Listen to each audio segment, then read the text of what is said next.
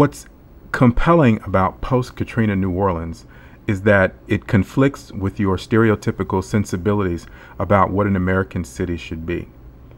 Mostly, we live our lives in a cocoon, insulated from the suffering of others. Even when we see suffering on television, it's abstract. We can change the channel or go to another room or in some way separate ourselves from it. And then you encounter people in New Orleans who are living a reality that appears some days like a Stephen King-inspired nightmare. I mean, just give me a feel for like a flavor for what St. Bernard Project has meant. It's given us hope, okay? Because we've been trying to get help now since the beginning, because we were one of the people that got stuck with a house note and everything, and then when the money didn't come in, it went to the mortgage companies. It didn't come to help us. It went straight to the mortgage company, so we got stuck with a house that we still got to pay on, and we can't afford to live anywhere else. And plus, this is where we were born and raised at. This is where we wanted to live our whole lives. And we made that decision to rebuild. And for 2.5 years, we were doing it on our own. And then all of a sudden, we finally got hooked up with St. Bernard Project, and they came in my house June 10th this year. And you can see when we go inside my house the difference that they made in our lives. It's what they did to come in to help us to rebuild.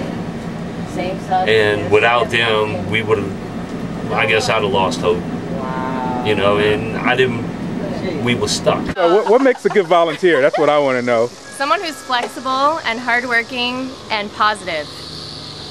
Positive energy is a really good thing, because a lot of these homeowners have been through so much that any positive influence, any positivity, any just smiling, laughing, storytelling, just having a good time, you know, it's helpful for people to remember those things, and volunteers that are willing to bring that, contribute that, it helps a lot. So you don't have to have skills, we can teach you that stuff. Just be positive. We've been down here almost a week now, and not knowing too much about construction, the people from the St. Bernard Project have been very helpful in showing us what needs to be done in the specific home that we've been working on for the last week, and putting down flooring for the house, drywall for some of the rooms, and cutting and installing insulation for the attic.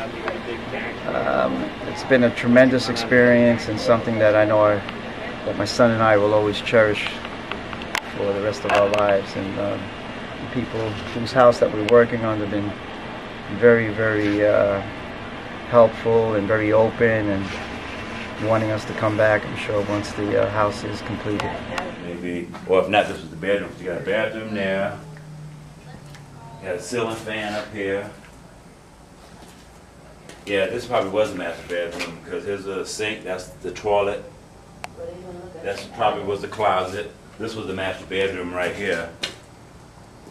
Over here was the other bedroom with the other bathroom, the toilet stuff. The kitchen was over here.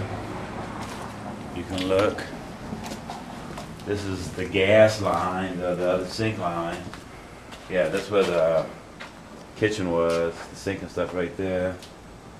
This was probably the gas line, maybe.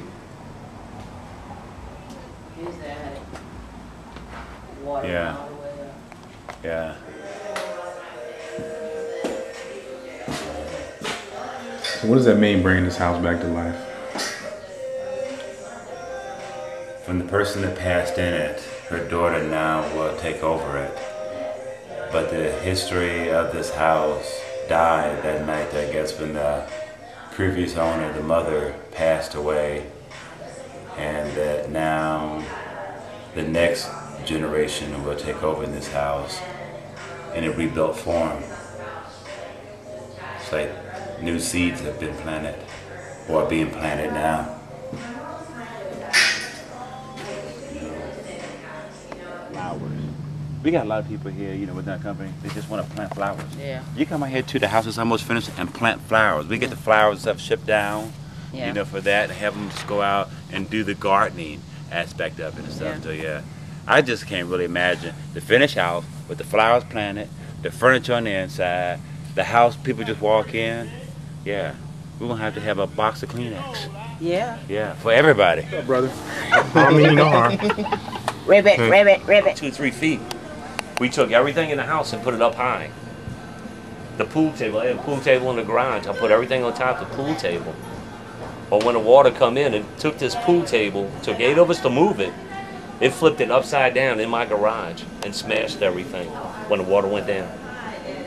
That's how powerful this water was, but yet it did not break one of my windows. Not one of the windows got broke. The water seeped into the house through the top up here. Because it went over the rafters, and this here is nothing but attic space. The water went in through the side of the doors, and whatever windows wasn't sealed, but it didn't break a window.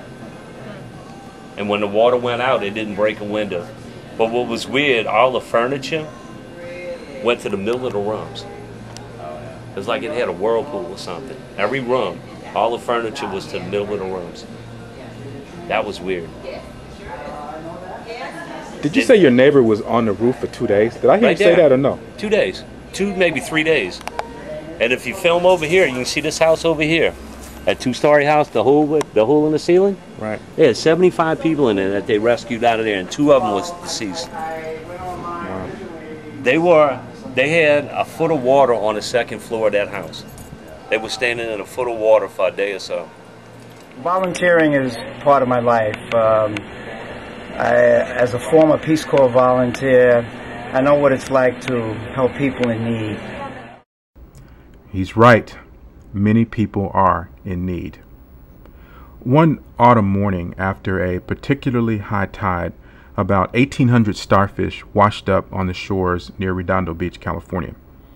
A young boy of 14 was walking the beach, picking up one starfish after another and tossing them back into the ocean. A couple out for their morning jog stopped this boy and said, "It's too many. You can't possibly make a difference." Well, the boy picked up one starfish and tossed it into the ocean and said, "I'm making a difference to that one." And he went on his way. That's what's happening at St. Bernard Parish Project. One house at a time, one family at a time, one life at a time. LaWanda, William, and I went to New Orleans to find a way to help the people at St. Bernard Project. Life is really about choices. We spend our time as we see it. Perhaps you can find some time to spend with us in New Orleans.